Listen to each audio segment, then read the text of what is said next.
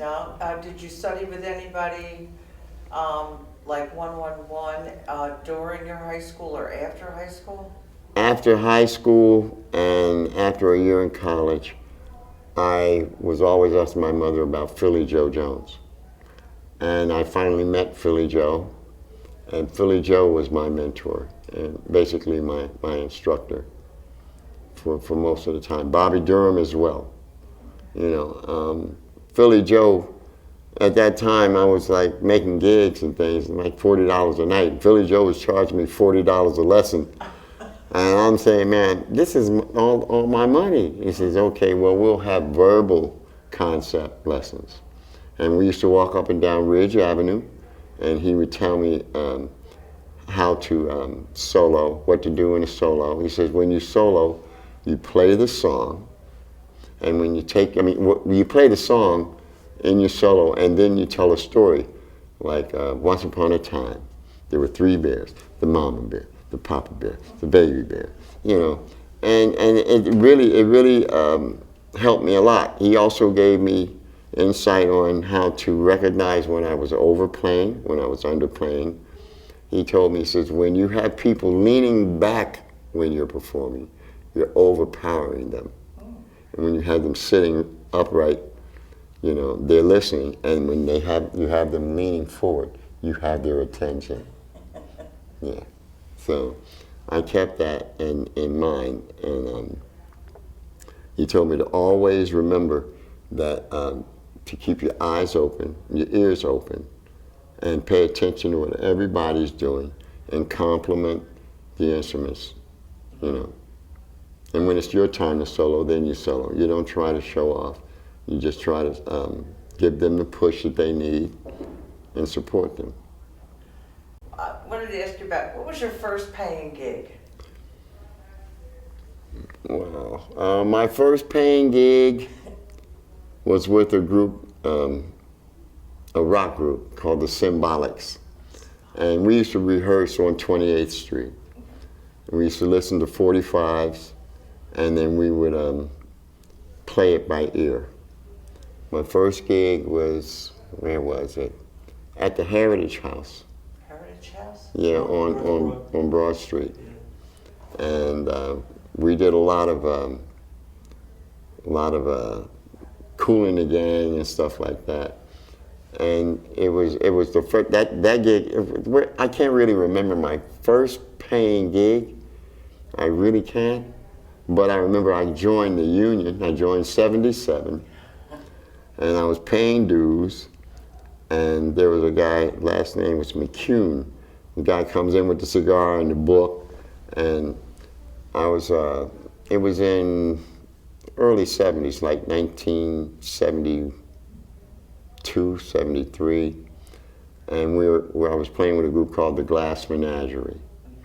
We were on stage, and Mr. McCune would come in and ask everybody for their union card. And I was the only one in the union.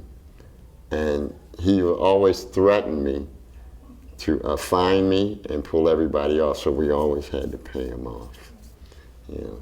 That's the same guy that Sam Reed was making. Sam Reed, he would come in and card Sam Reed's group at the jazz. In the 50s. He had been doing that. They were doing that in the 70s. Mm-hmm. But that was Local 274. Yeah. Before the merge. And this was 77. I understand Bootsy was a secretary for, Yes, he for was. that. Yeah. Yes, he was. So who was in the band, this first band? The first band, it was a guy by the name of Barry Barnwell on tenor sax, who went to Franklin. Winston Henry was on bass. A guy by the name of Chet Cooper was playing guitar, and myself. And Ebenezer Walsh was on trombone. Wow. Mm-hmm. And did they ever go on with music, or was that? Well, Barry was the most outstanding musician at the time, and he reminded me so much of Coltrane. He was on his way up when he was his time was cut short by a hit and run driver. Oh. Yeah, and That had to be in the early 80s. Yeah. Philly Joe was such a character. Can you describe him, the kind of person, his personality, his flamboyance, all that? Well, he used to come to the house and visit my grandmother's house, and my grandmother would always call him Joseph. And he was on his best behavior there. But outside of that house, you know, he contributed to my delinquency. But I enjoyed it, and it was worth it because he taught me so much. He always had vampire jokes and things of that nature, but he was really a nice cat to be around. What years did you study with him? I studied with him in the late 70s, like say 72, up until the time when he passed. Yeah. Now when did you first, because you were playing like Kool and the Gang and that got popular music, which a lot of us did. When did you first start getting interested in jazz, playing jazz? Okay, that's when my mother was working with Bobby Durham, and there was a club on 56 and Litchfield, I think. There was a club by the name of Penny's, and Oscar Fuller was the owner. And I used to go there and sit in and play. And I learned from Bobby a lot of stuff. You know, I used to travel around to Dino's where my mother was playing, sit in there. I used to do a lot of sitting in at Natalie's at 40th Market. And I'm trying to remember my first jazz gig. Well, my first hit, my first job that I ever did was when I was in Mitchell Junior College, and I had my mother and Stanley come up to the college and do a show. Yeah, and that was in 1970. Mm-hmm. Wow. So okay, where's that college? Is that in Philadelphia? Mitchell Junior College is in New London, Connecticut. Oh, okay. It's now Mitchell College. It's right on the Thames River. It's right up the street from the submarine base in Groton, Connecticut. Okay. We used to see the submarines going by. Yeah, it was nice. Now, did you finish there? No, while I was there in my first year, Stanley and my mother, they dissolved the marriage, and my mother told me to come home. We weren't living in Haworth anymore. And that really, I didn't really like that too much, you know, because it was such a beautiful home, and the area was nice, and I had friends there. So it was like a culture shock when I had to come back to Philadelphia. Because, I mean, I wasn't in, you know, I was the only black in my entire graduating class. Really? Yeah, and most of my friends were white. Yeah. You know, so when I came back to Philadelphia, I'd been away for so long, I didn't fit in. It was a culture shock going in to Jersey and another culture shock coming back to Philadelphia. So how did you deal with that? That is a major. Yeah, I mean, I just stayed with my music, you know. I focused on my music. I was getting gigs, playing around town. Our neighbor, Mr. Davis, had a truck, and my grandmother would ask him to transport me to the gigs and transport me back. Okay. So where were you playing with your band in the city? Well, it wasn't my band. I played with a lot of bands. Glass Menagerie. We went all the way to New York, traveling, did showcases. We worked as Maceo's Max, as Maceo and the Max. We were the Max. We did a nice little thing on the Hudson River on the ferry. We played one tune for 45 minutes. That was it. And then we went to Buffalo one time and played, and it was so much snow that Maceo didn't have the money to pay the band. He flew his wife in that night to bring us the money and paid us. When you say Maceo, you mean Maceo Parker. Maceo Parker, James Brown? From the James Brown Band. Oh, okay. Yeah, so we were the Max, and Maceo and the Max. Okay. Now, go ahead. What was he like? He was awesome, man. He was really easy to work with. Never a hard time. You know, he never had anything to say. It's like, you're not playing this right or anything. He was happy with the band. The Gladys Menagerie was a really, really organized and accomplished band.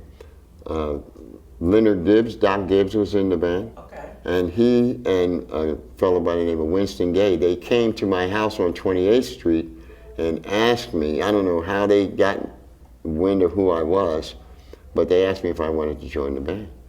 I said, yeah, because I remember seeing them on Erie Avenue at a place called the Impulse, when it was Alfred Williams on sax, Roscoe Mackey on bass, Winston Gay on guitar, Leonard Gibbs, and coincidentally, the drummer's name was Duck at that time. Oh, okay. So when Duck left, I came in, and it was still Duck. Oh. All right. So when did you? What was your first bump up professionally from playing like with some of the jazz players you're known for playing with? Okay, there was. Let me see who. My first road gig was with Jack McDuff. I met Jack in a funny way too. This is a story. My mother was living in an apartment across the street from my grandparents on 28th Street. I would always go across the street and sleep on the sofa. So I was asleep, and one morning I feel something kicking me in my rear. It was Jack McDuff laying on the other end, and I didn't know who he was. And I got up and I'm about to grab him, and Jack said, Shirley, your son. I said, Duck, you know who that's Jack McDuff. And I fell out, you know, and Bootsy was instrumental in getting me to work for Jack. Okay. He said, you want to go on the road? I said, yeah. He says, well, we got to meet McDuff in New York and go to rehearsals at Lenox Terrace. And we rehearsed. I took my drums up there, and we went on the road on the Chitlin circuit. And that went on for maybe about, I say, maybe a year. You know, I stayed with Jack, and we played in Newark at the Key Club, where I met Jimmy McGriff. And from Jack, I went to McGriff. Then after McGriff, I went back home, and Bobby was working at Grace's Little Belmont in Atlantic City. And he went on the road with, I forget who it was either McCoy, no, Oscar Peterson. And I went to Grace's Little Belmont and started working with Wild Bill Davis. That was in Kentucky. On Kentucky Avenue. Yeah. Now how long was that gig? Was that like a whole summer or something? That was the whole summer. We did matinees, 3 nights a week. And it's a funny thing, not to go back, but when Mom was working with Lockjaw and they were rehearsing, they would always play April in Paris. And I would say, one more time, and they'd do it again. One more time, do it again. And finally, I said it so many times, Lockjaw said, no more nunts, not another feather. So now, to shoot back up, Wild Bill had called April in Paris. He said, do you know the tune? I said, yeah, I know the tune. And when he started playing, it was exactly the way that I heard it when I was a baby.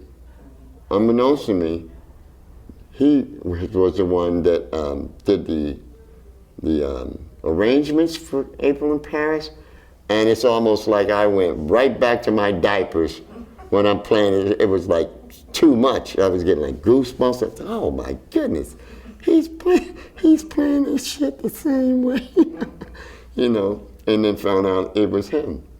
Yeah. So what kind of group configurations were you playing with at this time? Organ groups or? I played a lot of organ gigs. My mom was at Gertz. I'd go down there, and with Tony Williams, Johnny Williams, and Herb. I think the organ player's name. I forget his last name, but his first name was Herbie. And Eddie Green would come down there. You know, I would sit in with Johnny Williams. Always, every time they were playing, I would come down there. That was my favorite spot, and that's where I really got my chops. You know. Yeah. There's a film of your mother playing at Gertz online. Is it? Yeah, somebody was making a documentary, and they put a clip on YouTube. You can go online and see your mother playing at Gertz, I think in the 80s. Oh, wow. Yeah, I think so. I didn't know that. I've seen it. It's not like a real long bit, but you can see her. She's playing. Yeah. Okay. It's like a home movie kind of thing. Yeah. Yeah. Now, Groove Holmes. Where'd you meet him? Okay. Let me think. After McGriff, Twig Smith was playing guitar. I really forget how I met Groove, but we were playing in Camden at what's his name of his place? Sir Winston's House of Jazz. Oh yeah. Yeah. I played that. And we played there, and from that union and those gigs, I went on the road with Groove. And he was pulling his trailer. Twig, it was just him, myself, and Twig. And we went all the way to California. We went cross country. We played in Detroit. We played in Oakland. We played in Chicago. You know, I really had fun with Groove. Yeah. Now there's a main guy from Philadelphia that. How well did you know Johnny Coles? I knew Johnny Coles before I knew I remember him. He was a painter. Right. And he was painting the our front door. And at that time, he was like painting in the grain. You know, he was really good at that. And I met Johnny Coles through Hicks and Sid. And we used to rehearse at Hicks's place on 7th and Fairmount. Johnny Coles, I think it was like a co-op kind of a residence there, and that's where I met Johnny Coles. And I ended up doing, some kind of a jazz festival with him. And we went on the road. We did a lot of rehearsing. That's where I met Mickey Roker. And I was reading charts, and I asked Mickey, how am I supposed to read all these notes? He says, it's just a guideline. Just look for the accents and the hits. And that helped. I learned a lot from Johnny Coles. You know, it was almost like he was giving me information on a whole lot of different concepts other than music, you know, but it all came into place. So I noticed from where you're talking, you really took part in a lot of the drum resources of the drummers in the city. Mm-hmm. It seems like you had a really nice network. Yeah. How about Butch Ballard? Butch Ballard, I remember Butch, and come to find out, I found out that he lived over in the Frankfurt section, I think on Tulip Street, somewhere around there. Right? They even have a mural of him on the wall coming up Frankfurt Avenue.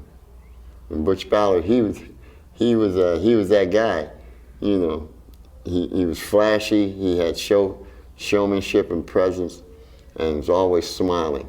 You know, like you see a lot of drummers, they're always smiling, and that was hard for me. You know, but I tried. Yeah, I tried to smile as much as I could. When did you decide in your own head? And it happens at various stages in people's lives that you wanted to make music your profession, and that was it?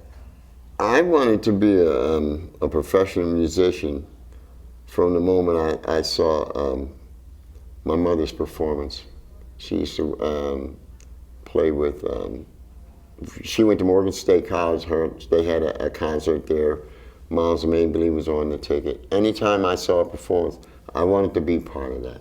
I wanted to be in that, and I wanted to be on the stage and perform. That's what I wanted to do.